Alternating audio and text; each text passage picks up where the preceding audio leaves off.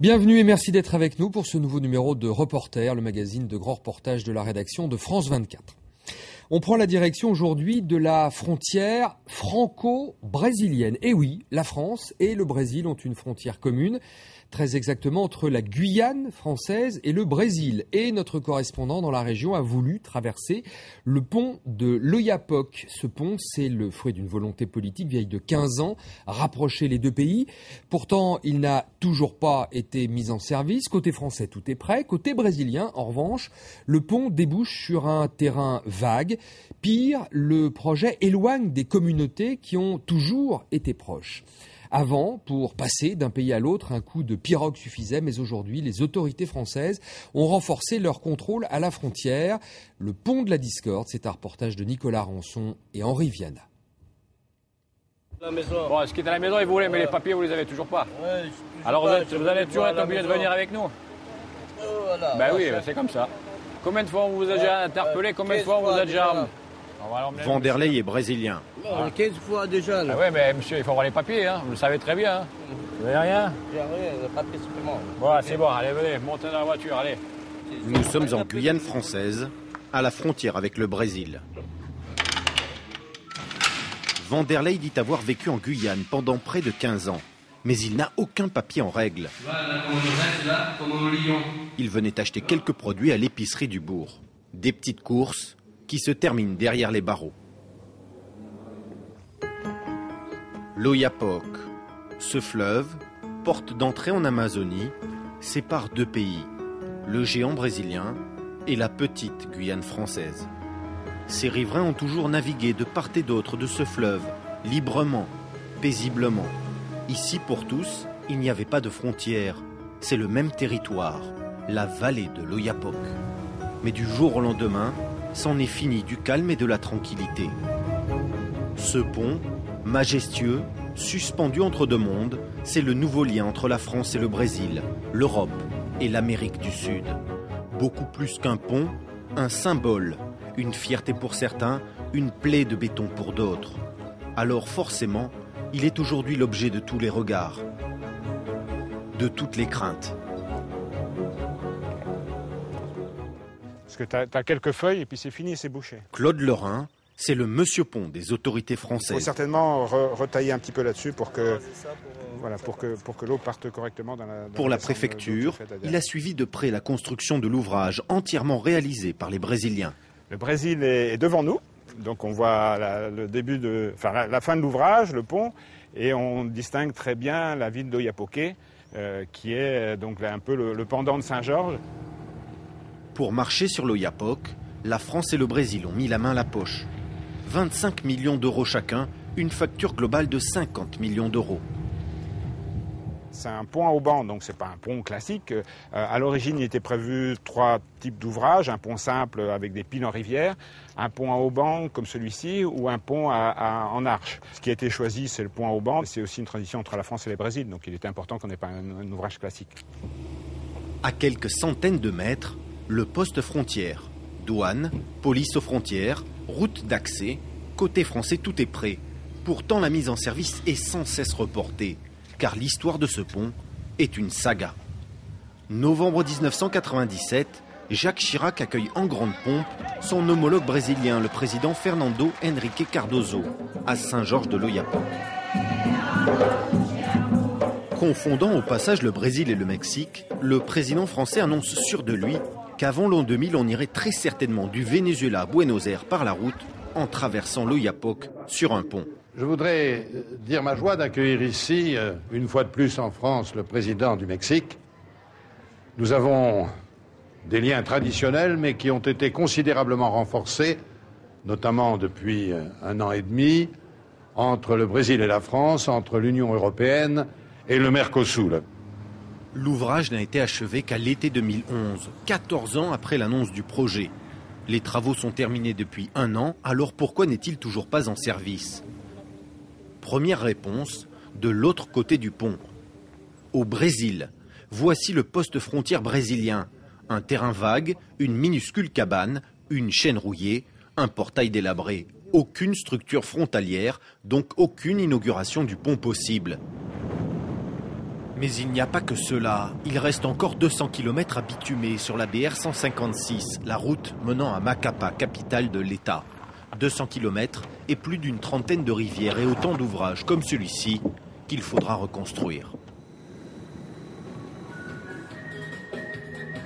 À Oiapoque, ville brésilienne située en face de Saint-Georges, les travaux ont pris du retard.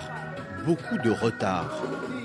Il faut dire qu'Oiapoque, c'est le Far West. Nous sommes à plus de 2200 km de la capitale, Brasilia. Les habitants sont loin de tout et en plus, ils ne peuvent même pas aller en face, en Guyane. Car pour franchir le fleuve, les Brésiliens ont besoin d'un visa, une procédure qui n'est pas réciproque. Pour les Français, aucun visa n'est nécessaire. Alors ces pêcheurs n'ont pas d'autre choix que de poser un regard lointain et amer sur ce pont. Les Français, eux, ils viennent ici, ils s'amusent. Et nous, on ne peut même pas aller à Saint-Georges, puisqu'ils nous demandent de repartir aussitôt. La Guyane est en face et vous n'y êtes jamais allé? Non, mais on ne peut pas y aller. Les Français sont bien accueillis ici. Et nous, on aimerait être bien accueillis là-bas. Nous sommes tous des êtres humains. Avant d'inaugurer le pont, les autorités brésiliennes veulent d'abord trouver un nouvel accord transfrontalier pour les habitants de la vallée. Car pour beaucoup, comme pour Rona, guide touristique, la notion de frontière sur le fleuve Oiapoque, c'est tout neuf. Je me rappelle comme c'était aujourd'hui. Pour lui, l'arrivée de cette structure de béton vient perturber dangereusement la vie paisible des habitants. Bon appétit. On n'avait pas besoin de ce pont. On dit ici qu'ils sont en train de construire un nouveau mur de Berlin. Vraiment, c'est la même chose. Et ce qui se passe ici, à Oiapoque, et dans toute la vallée de l'Oiapoque, c'est qu'ils militarisent la région. On a l'impression qu'on se prépare à une guerre.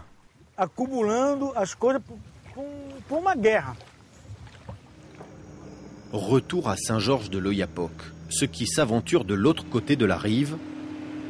C'est parfait, c'est une bonne journée. S'exposent à des contrôles permanents de la police aux frontières. À Saint-Georges, 62 policiers patrouillent jour et nuit. Avec l'arrivée du pont, l'effectif a été doublé en un an. De ce côté-ci, les riverains commencent aussi à être agacés par l'objet de toutes les discordes. Le fait, c'est qu'ils ont fait un pont qui a coûté combien de millions, un truc inutile. J'ai des amis que je connais depuis l'enfance. On ne peut pas se rencontrer, on ne peut pas faire une partie sportive qu'on faisait auparavant. C'était un contact vraiment très lié, très familier entre l'Oiapoque et nous, de Saint-Georges, mais maintenant ça ne se fait plus, on ne peut plus le faire. Lors de l'annonce du projet, ni la population ni les politiques n'avaient été consultés. Les habitants de Saint-Georges se préparent donc à vivre avec un pont majestueux, certes, mais jamais désiré. Pourtant, merci. Fabienne Mathurin, jeune maire UMP de la commune depuis 2008, y voit bien des aspects positifs. Elle veut faire de ce pont un outil essentiel de développement. Bonjour monsieur. Pour elle, il ancre définitivement la Guyane en Amérique du Sud. Si un acte a été posé pour les Guyanais pour bâtir leur avenir, c'est bien un pont sur l'Oiapoque. Lui, c'est une autre dimension, c'est une autre page de l'histoire de Saint-Georges qui s'écrit. Nous avons, en moins de 10 ans, la route nationale 2 et nous avons le pont sur l'Oiapoque qui nous offre d'autres perspectives. Mais aujourd'hui, les échanges commerciaux entre la Guyane et le Brésil sont marginaux. Le Brésil représente moins d'1% des exportations de la Guyane. Des exportations majoritairement tournées vers la métropole. Alors localement, à quoi va donc servir ce pont? Quelle fonction, quelle utilité, pour quels échanges? Des questions que tout le monde se pose en Guyane, y compris à la préfecture de la région. On va surtout... je pense, apprendre en marchant. On n'a pas énormément, il faut bien le reconnaître, de flux entre la France et le Brésil qui passent par cette frontière-là, j'entends. Je crois que tout cela va se développer progressivement et on va faire de cette frontière franco-brésilienne de l'Oiapoque et de son pont un petit peu ce que l'on va vouloir en faire. Nous, Guyanais, et nos voisins de l'Amapá. Lors de notre tournage, nous avions rencontré Christiane Taubira, aujourd'hui ministre de la Justice. Pour l'ancienne députée de Guyane, construire ce pont n'était vraiment pas une priorité. Elle déplorait ouvertement qu'après 14 ans de réflexion, tout reste encore à faire. Simplement, une fois que le choix est fait, mais à la limite, qu'on le rende utile, ce qui ne fut pas le cas. On n'a pas modifié le droit, on n'a pas ajusté les économies, on n'a pas articulé les pratiques, on n'a pas préparé les opérateurs économiques, on n'a pas construit des pôles d'activité frontalières autour de ce pont. On n'a strictement rien fait pour que la vie économique, sociale, culturelle, politique existe autour de cette infrastructure. Alors pourquoi avoir construit un tel projet ?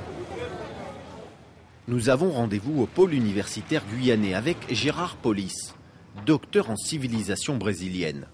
Pour lui, l'importance de cette structure dépasse de loin les enjeux locaux. C'est un outil diplomatique et géopolitique. Ça peut sembler un peu surprenant qu'on fasse un pont sans qu'on sache exactement à quoi il va servir. Ça semble beaucoup d'argent, 50 millions d'euros à peu près. En réalité, c'est très peu d'argent par rapport à l'énormité des enjeux financiers, des enjeux économiques, et même des enjeux militaires. Ça peut sembler un petit peu fort de faire un rapprochement entre la question des chasseurs, des avions chasseurs que le Brésil veut acheter pour renouveler son armée de l'air, et puis ce qui se passe sur le fleuve Oyapock. Mais nous n'avons aucun doute que tout ça se tient au niveau des accords internationaux et des partenariats extrêmement importants qui sont prévus, qui sont lancés, qui sont évoqués sur le moyen et sur le long terme entre le Brésil et la France. Quelque chose avait besoin de servir de support, de servir de symbole très fort de ce rapprochement. Au pied du pont, côté français, fin de garde à vue pour Vanderlei. En 2011, la police aux frontières de Saint-Georges de l'Oyapock a effectué près de 2000 reconduites à la frontière, plus de 5 par jour. C'est 6% des expulsions effectuées sur l'ensemble du territoire français en 2011. Entre agacement et incompréhension, Vanderlei, comme tous les habitants, devra se faire à cette idée douloureuse. Rien ne sera plus comme avant.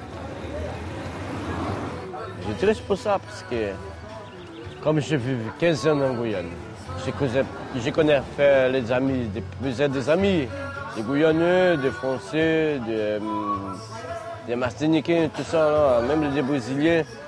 Et le moment, je n'ai pas de droit pour entrer pour faire la visite, j'ai des amis. C'est pour ça que le ponton, ça ne m'intéresse pas. Ça ne va pas servir à rien pour nous. Et ça va l'air. Peu importe les contrôles, Vanderlei reviendra faire ses courses à Saint-Georges, chez son épicier préféré. Pour Vanderlei, comme pour Paris et Brasilia, c'est bien plus qu'un pont qu'il faudra. C'est une volonté politique forte de trouver un accord frontalier pour régler le problème des visas.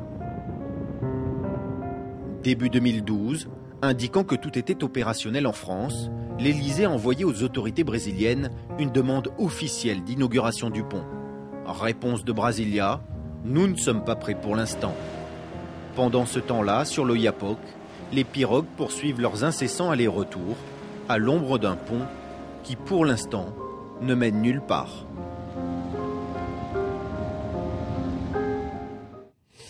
Et en duplex avec nous de Rio de Janeiro, on retrouve Nicolas Rançon, le correspondant de France 24 dans la région. Nicolas, le premier élément, c'est que depuis le tournage que vous avez effectué en Amazonie, eh bien la situation a évolué côté brésilien. Les travaux ont commencé. Effectivement, c'est début août que le gouverneur de l'État de l'Amapá a posé la première pierre de cette dernière phase de chantier donc pour la construction du poste frontière à Oiapoque, mais aussi de la route d'accès. C'est des travaux qui ont été paralysés durant de nombreux mois pour d'obscures raisons d'appel d'offres. Il faut dire que le dossier était géré par l'administration à Brasilia, et Brasilia c'est quand même très très loin d'Oiapoque. Et donc maintenant la compétence de la gestion de ces travaux a été tout simplement donnée à l'État de Macapá, aux autorités locales, pour accélérer ce processus de fabrication et de mise en service de ce pont. Avec une date d'inauguration ? Eh bien écoutez, ce que l'on sait Antoine, c'est que côté français, tout est prêt. brésilien, les travaux devraient durer à peu près 3 mois.